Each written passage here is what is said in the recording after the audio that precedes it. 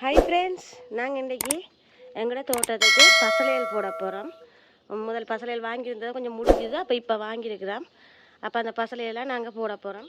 எங்களோட தோட்டத்துக்கு எப்படியான பசலையல் நாங்கள் பாவிக்கிறாங்கன்னு வாங்க பார்ப்போம். இப்போ ஃபஸ்ட் டைமாக நாங்கள் இந்த கிரேப்ஸ் பந்தலுக்கும் நாங்கள் கொஞ்சம் மருந்து அடித்து விட்ருக்கோம். அதாவது இந்த கிரேப்ஸ் கொஞ்சம் வறட்சி தன்மையாக இருந்தது, அதை விட அந்த பூச்சி தொல்லையெல்லாம் இருந்தது. அப்போ அதுகளுக்கு கொஞ்சம் மருந்து வேண்டி அடித்தது. என்ன அந்த வறட்சி தன்மை அடிக்கத்தான் வேணுமா கிரேப்ஸுக்கு. மற்றபடி நாங்கள் இயற்கையான உரங்கள்லாம் போடுறது, எருக்கெல்லாம் போடுறது. இந்த ஃபர்ஸ்ட் டைமாக இப்போ நாங்கள் கிரேப்ஸுக்கு நாங்கள் ஒரு மருந்து வேண்டி அடிச்சிருக்கிறோம். முதல் வீடியோவில் நான் போட்டிருப்பேன். இப்போ வாங்கோ நாங்கள் எங்களோட தோட்டங்களுக்கு எப்படியான எருக்கள் போடுறோம் வந்து பார்ப்போம். வாங்கோ பாருங்க, எருக்கள் வாங்கி வச்சுருக்குது. குதிரை எரு, தனியாக எந்த கலவையும் இல்லாத குதிரை எருக்கள் பாருங்க. குதிரை மாட்டு எருக்கள் பாருங்க, இங்கே விற்பாங்க தோட்டம் செய்கிறதுக்கண்டு. அதுக்கான அந்த எருக்கள்லாம் இது பாருங்க. இப்போ நாங்கள் போட போகிறோம். இப்போ கிரேப்ஸுக்கு கொஞ்சம் போட்டு மற்ற கடலுக்கு போட போகிறேன். இப்போ கிரேப்ஸுக்கு போடுவோம் பாருங்க. இருப்பு பேக்கெட்டு பயோ தான் எல்லாம் பார்த்தீங்களா, எல்லாம் நெத்துரால எல்லாமே கெமிக்கல் இல்லாதது.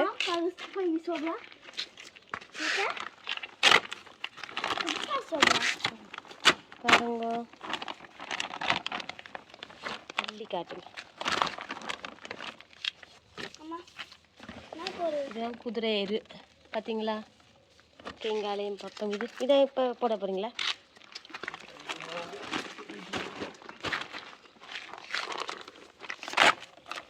இது மாட்டு எரு.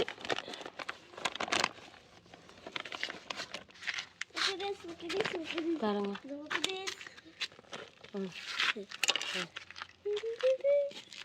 சரியா, எருக்கள் தான் போட போகிறோம். எல்லாம் பயோ தான், ஆர்கானிக் எருக்கள் தான், எல்லாமே நேச்சுரலானது. இப்போ இந்த கிரேப்ஸு கொஞ்சம் போட்டு விடுவோம். அந்த பக்கமா பழத்துக்கு கீழே வராது, மருந்து அடிச்சு விட்ருக்கேல்ல பாருங்க.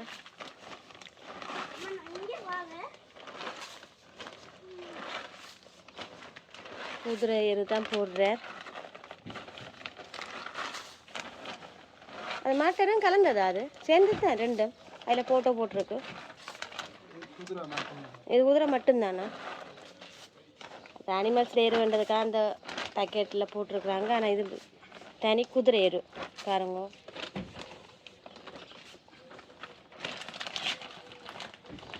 குதிரை எரு போடுறேன்.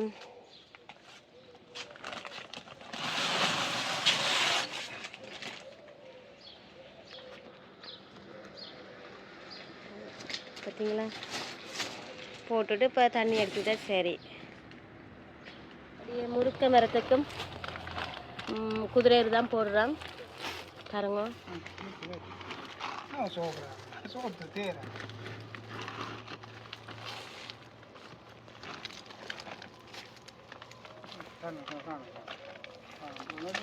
காணும் உடலம் கொடிக்கும் போடுறோம்.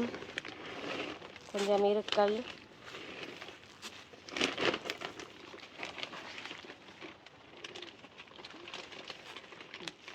உடலம் பிஞ்சு வந்துட்டுது. பிஞ்சு வந்துட்டு இப்போ எருக்கள் போடுறோம்.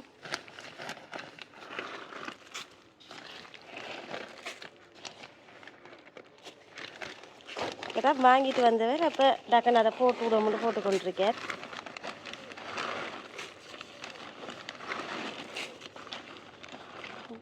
தண்ணி அடிச்சு விட்டா சரி. எருக்கெல்லாம் போட்டு முடுக்க நல்லா வளர்ந்துருக்கு பாருங்க. புடலம் பிஞ்சு வந்துட்டுது, புடலங்கொடி பிஞ்சு வந்துட்டுது.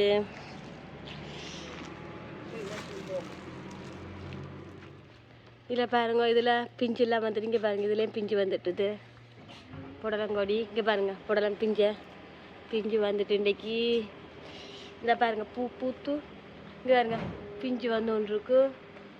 புடலங்காயும் காய்க்க வலிக்கிட்டுட்டு இங்கே இது பெரிய பிஞ்சு ஆயிடுச்சு. இங்கே பாருங்க புடலங்கொடி.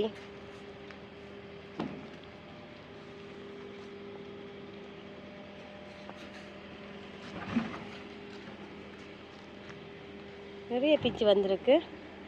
இதில் பீட்ரூட் விளக்கம் மாட்டு எருக்கள் தான் போடுறார். சரியான வெயில் வந்துட்டுது. இப்போ மாட்டு எருக்களும் போடுறோம் கிரேப்ஸுக்கு.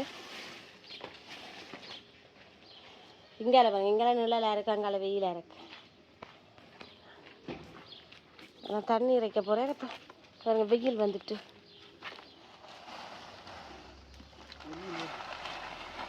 ஆ வாங்கல பத்தரை இருக்கெல்லாம் போட்டுட்டு தண்ணீரை படுது.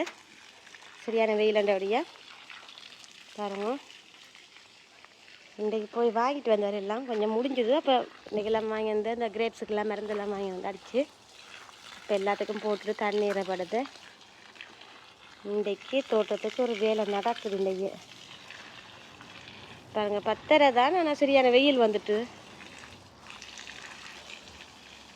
காலையில் 10:30 சரியான வெயில் பாருங்க. தண்ணி இறைச்சிருக்கு ஏற்கனவே, இந்த டக்குன்னு காயுது.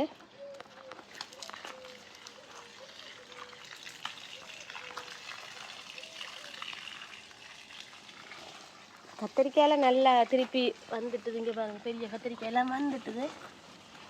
திருப்பியும் ஒரு அறுவடை செய்யத்தான் வேணும். நல்ல பெரிய கத்திரிக்காயெல்லாம் வந்துட்டுது. இன்றைக்கு தோட்டத்தில் வேலை நடக்குது.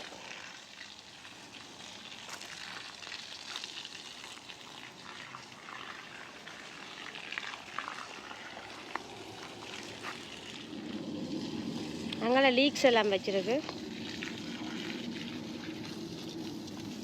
தண்ணீரை படுத்து நாங்கள் ஒரு கண்டுகளும் சாடியில் வைக்கல, எல்லாமே நிலத்தெல்லாம் வச்சிருக்கிறோம். நிலங்கள் இருக்கிறபடியாக கொஞ்சம் நிலத்தெல்லாம் வச்சுருக்கலாம். ஆனால் நிலத்தில் வச்சா நல்லா வளர்ந்துருக்கு, எல்லாமே நல்ல வளர்ச்சி. கண்டுகள்லாம் நல்ல எத்தனை தடவை 2-3 தடவை அறுவடை பண்ணியாச்சு. கத்திரிக்காய் விளைஞ்சு கொண்டே தான் இருக்குது பாருங்கள். அப்படி நல்ல விளைச்சலாக இருக்குது. புடலங்கொடியும் டக்குன்னு படர்ந்துட்டுது, டக்குன்னு படர்ந்து பிஞ்சு பிடிச்சிட்டுது. நாங்கள் ஒவ்வொரு முறையும் நிலத்தெல்லாம் செய்கிறோம். நாங்கள் ஒன்றும் சாடியில் வைக்கிறதில்ல. சரி, அந்த ஒரே ஒரு இந்த முருக்க மரம் வந்து சின்ன சாடியில் வச்சுக்கிறோம். எதுக்கும் வந்துட்டு ஒரு வெளியே போட்டு வச்சுனாங்க. ஆனால் இதெல்லாம் இங்கேயே தான் நிலத்திலே தான் வச்சது எல்லாமே. வாழைக்கும் பீட்ரூட்டில் பசலை போட்டது தானே. இப்போ தண்ணி இறைக்கிறேன்.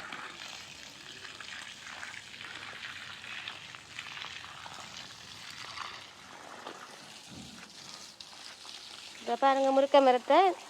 இந்த முருக்க மரம் விண்டர் காலத்தில் பட்டு போயிருமெண்டு கமெண்டில் கேட்டிருந்தாங்க. விண்டர் காலத்தில் என்ன செய்யலாமா, என்ன செய்கிறேன்ட்டு. விண்டர் காலத்தில் அதுக்கேற்ற மாதிரி பாதுகாப்பு செய்வோம். இப்போ வெயிலுக்கு நல்லா வளர்ந்துட்டு தானே, விண்டர் காலத்தில் கொஞ்சம் தடி பெருப்பமாக வந்துடும். அப்போ அதுக்கேற்ற மாதிரி பாதுகாப்பாக பொழுத்தினுகள் அதில் சுற்றி விடுவோம். இல்லை அதுக்கேற்ற மாதிரி கூடாரங்கள் போட்டு விடுவோம். அப்போ விண்டர் காலங்களில் பட்டுடாமல் பார்த்துக்கலாம். நான் கமெண்டில் கேட்டிருந்த விண்டர் காலத்தில் முருக்க மரம் பற்றுமண்டு அதுக்கேற்ற மாதிரி பாதுகாப்பு செய்வோம். பாருங்கள் புடலங்கொடியை நல்லா படந்துட்டு பாருங்கள். இதுலேயும் ஒரு சாடியில் வச்சுக்கிறோம். அதனால தான் ஒரு உண்டை சாடியில் வச்சு நாங்கள் விண்டர் காலத்தில் தூக்கி உள்ளுக வைப்போமண்டு உண்டை சாடியிலே மிச்சத்தை நிலத்திலேயும் வச்சுருக்கிறோம். அதுக்கேற்ற மாதிரி பாதுகாப்பாக ஏதாவது நடைமுறை செய்யத்தான் வேண்டும். அது அப்போ உங்களுக்கு ஒரு வீடியோவாக போடுவேன் என்ன செய்கிறோமண்டு. லீக்ஸு எல்லாம் டக்கண்டு காஞ்சி போச்சு பாரு. தண்ணீரை கறி டக்கண்டு எல்லாம் சரிஞ்சிடும். இதுக்குள்ளே இந்த கோவாயல் கீரையில் எல்லாம் ஆஞ்சாச்சு. இப்போ கொஞ்சம் மண்ணில் பதப்படுத்தி விட்டுருக்கு இந்த கீரை போடுறதுக்கு.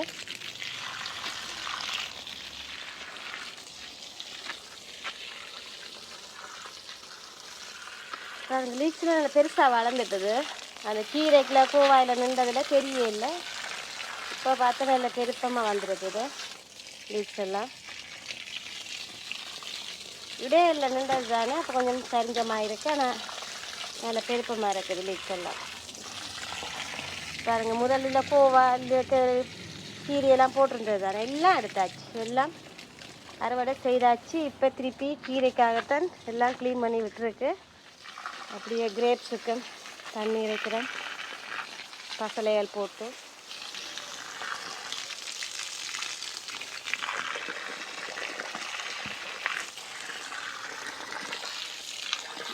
மருந்தடித்து பசலை எல்லாம் போட்டு இப்போ தண்ணி இறைத்தடுக்கு பாருங்கள். பூ கண்டெல்லாம் வளர்ந்துட்டுது, பூ பூத்துருக்கு. இந்த பைத்தங்குடியில் நல்லா படர்ந்துட்டுது பாருங்க. கொடி நல்லா படர்ந்து மேலே வந்துட்டுது.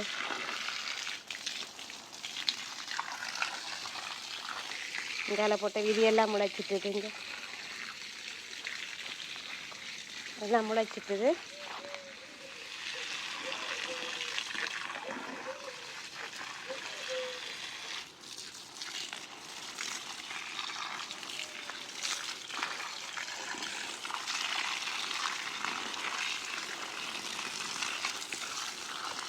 ஏதாச்சும் சவர் போட்டு பூ அடிக்கிறீங்களா நீங்கள் தண்ணி? அதாச்சு ஆனாதா?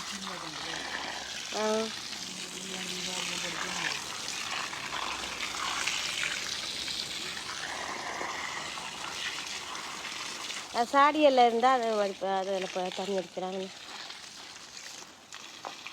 நிலங்கள் இருக்கால இப்படி தான் தண்ணி இறைச்சி ஆகணும். அந்த லீக் நல்ல பெருப்பமாக வந்துட்டுது, கரும்புமா இருக்குது பார்த்தீங்களா, நல்ல உயரம்.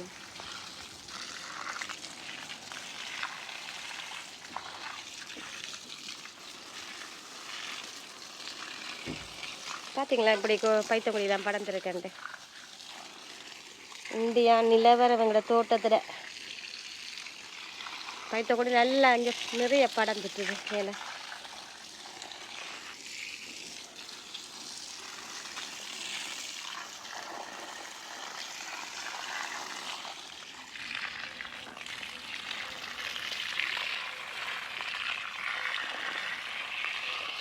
பாருங்க வாழையிலாம் இப்படி சோர்ந்து வைக்கிறாங்க, வெயில் பட்ட ஒன்று. தண்ணி வச்சா தான் கொஞ்சம் குளிர்ச்சியாக நிற்கும். உடைச்சிட்டிங்களா? அப்படியே வாழைக்கு விட்டுருக்குறேன் தண்ணியை. ஓகே ஃப்ரெண்ட்ஸ், இந்த வீடியோ உங்களுக்கு பிடிச்சிருந்தா லைக் பண்ணி கமெண்ட் பண்ணி ஷேர் பண்ணுங்க, மறக்காமல் சப்ஸ்கிரைப் பண்ணுங்க. Bye friends.